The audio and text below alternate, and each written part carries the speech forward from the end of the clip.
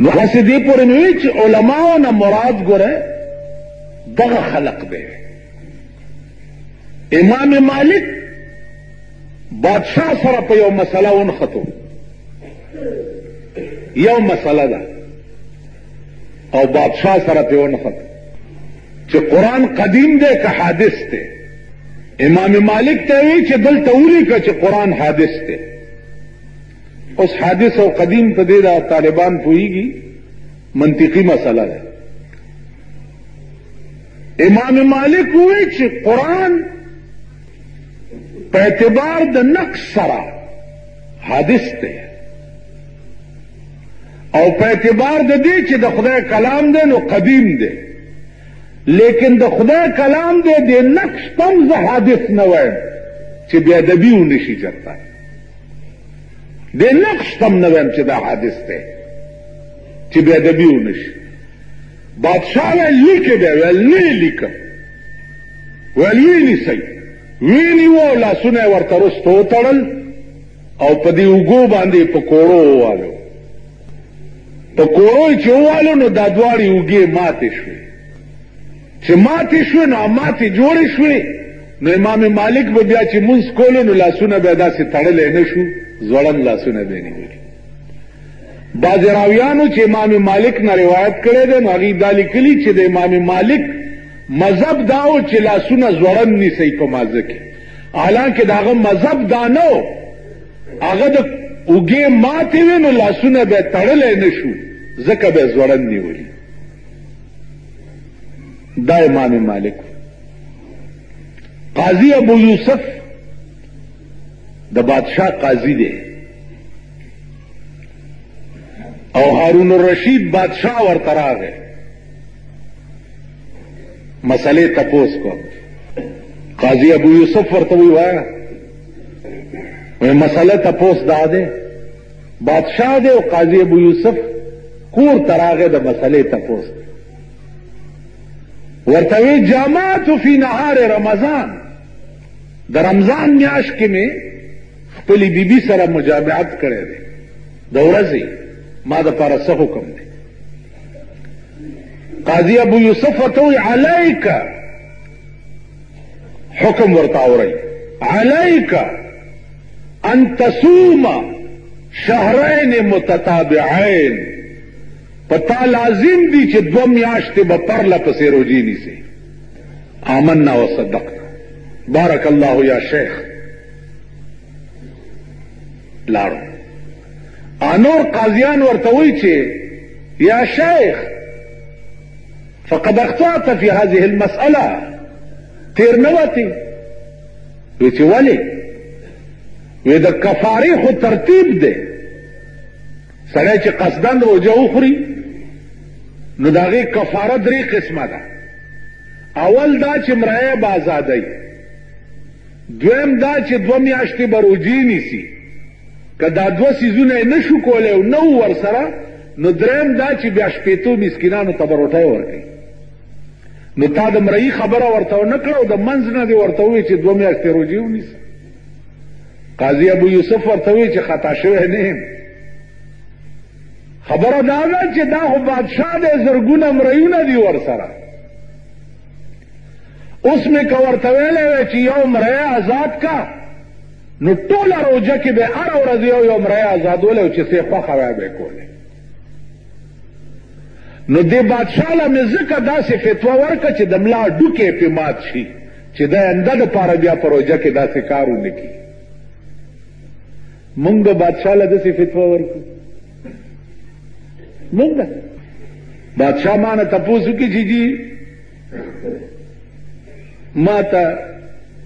بیمار زما مخکې یو نواب و، تپوس یې وکړو د یو مولانا صاحب اوس هم ژوندی دی خو د ډېر عمر دی، هغه نه یې تپوس وکړو چې جی ما ته د ګردې تکلیف دی او ډاکټر راته وایي چې روجي خان تاسو ډېر ناجوړه ښکارئ، رنګ مو هم ښه نه دی او بلکل چې ونه نیسئ روجې نه نیسئ، بیا به یې چېرته په قلار ونیسئ. آخان ما ته داسې وکتل، ما ته ویل جي دا ټیک وایي، مال د جک ووایو تا ته بالکل کډنی ټربل نشته، غټ د سنډا عمره غټې، او کدی قصدا نه خوړه نو پې کافر کېږي، کدی وخوړه. نو مولانا صاحب ما ته وایي چې دې رنګ ته نه ګورې، مال د ده عمره رنګ خو د سرې چرګې هم نه دی لکه د ده سور چې دی، دا کډنی ټربل والا داسې مونږ ته ګوره بادشاہ تا سچ مونږ یو معمولی خان تا معمولی سړی تا سخت خبره نشو کوله، معمولی سړی تا امام مالک ہو، قاضی ابو یوسف ہو، اب اس مونږ کم ځای نه پیدا کړو، اوس خو مونږ هر څه مونږ غوندې خلقو ته پاتې دي، ضمیر فروش او دین فروش ہوتا اوس هر څه پاتې دي. نو د بغداد بادشاہ وئی امام مالک ته چې د خدای بنده یو څو ورځو ته راشه، نو دی ورته وایي اوزګار نه یم نشم راتلی. د بغداد بادشاہ ورته بیا ولیکل چې یوې ورځې له خو راشه که نه. نو قاضي ابو امام مالک ورته ولیکل چې او د بغداد بادشاہ زما دې د خدای په ذات قسم وي چې په مدینه منوره کې یوه ګنټه د رسول الله په خوا کې تېرول چې زه ستا په ټولې بادشاهي ورنه کړم، یوه ګنټه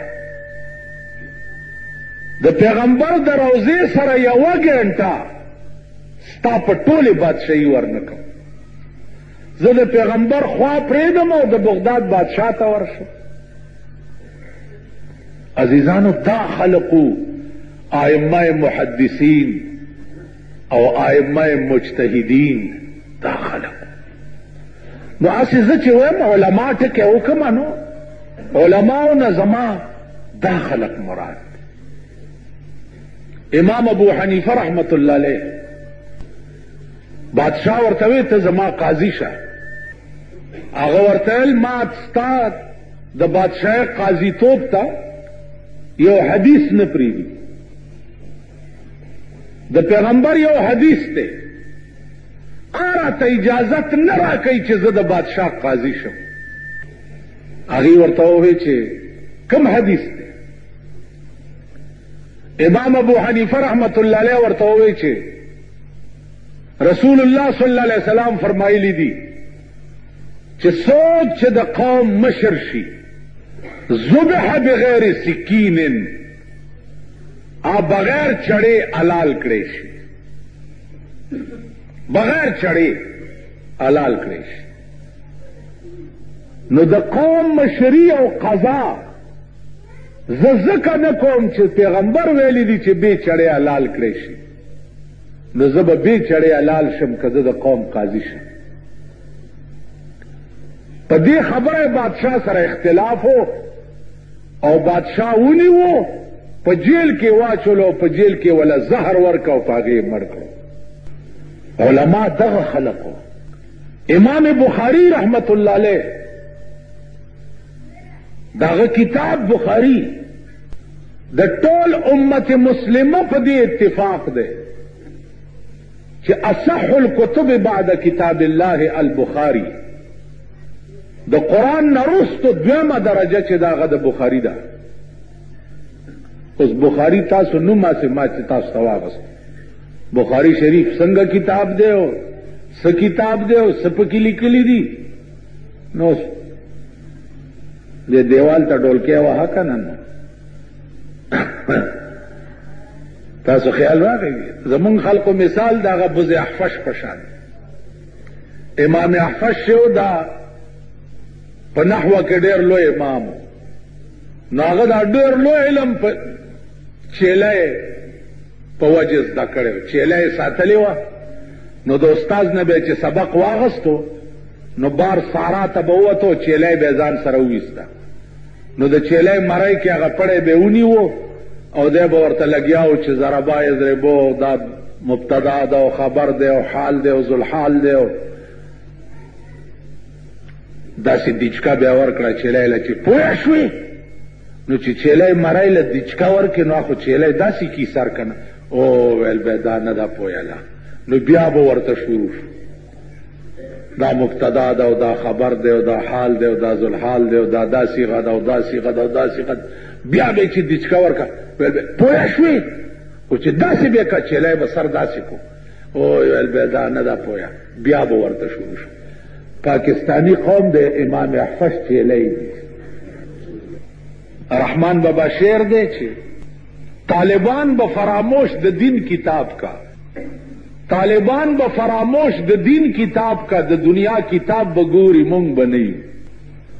ننن د دین کتاب د ایچا پلاس کے بنا گورے د دنیا کتاب بگوری مونگ بنیو د دنیا کتابونه صاحب مشرق دے او جنگ دے او نوای وقت دے او جدت دے او سار چه گوره آر سڑی با دا ٹپوس پشان سر چه دے پا اخبار ور ٹیٹ کری دا سی بے گوری دا سی چه تینا دا مچ وزر قدر ٹکے بم نپاتی کی دا سی با پی ور ٹیٹ لکا صدی پکی سلی کلی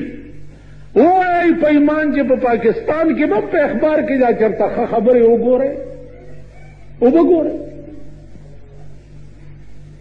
نثار طالب چه گورم اخبار بے پلاس کی کہ امام صاحب گورم اخبار بے پلاس کی کہ جماعت پا کوٹاگئی کے گورم دا طالبانو پا ڈیکس باندے با کتاب نہیں پروت پہ باندے با اخبار پروت سچل کے ماما وہی دنیای حالات و نظام خبرو پارام کینا چه بنگلہ و دولت تے نو کنا خدای راستی کا نہ لیڈر شے او نہ ممبر شے او نه د قوم مشر چې بنگلا او دولت دی نو د منګک مثال به دی منګک خاورې کنه او خاورې دی په دغه تاسو خیال را تاسو د منګکانو رونه یې کډیر اخبار وګورئ جوړ به څه کوي مزید مغه چا دي چې د چا بنگلا او دولت او کروڑونه روپۍ ور سره تاسو خیال راغی مزید هغه خلقو تاسو خو د جرمست خلقی ها کو کونترباز یې تاسو لیډران کېږئ نه نو الله که صوبایي ممبران شي نو الله که قومي ممبران شي نو الله که سینیټران شي سینیټر بم سرمایدار کیږي او ممبر بم سرمایدار کیږي او ټیکټ بم سرمایدار ته ملایوي تب هم دغه ګرځي جارو کخبه خوارشي کینا چرتا خپل روټای غټه بیختی وزدا سټه پاران کینا پردی ویر کې ولی کم سایو بس نو خبره مې دا کوله چې علما زوام علماو نه زمونږ د ملک دا خلق مراد نه دي چې دا د سود د زکات په پیسو باندې خرید شوي تو وګوره ستا په دې ملک کې زکات کمیټای جوړې وي زکات کمیټای هغه زکات کمیټه تپوس ترنه چا کړی دی چې ته 3 میاشتې پس 20-30 ہزار روپے والے تا چاله ورکړي چا تپوس کړي واخر دعوانا ان الحمدلله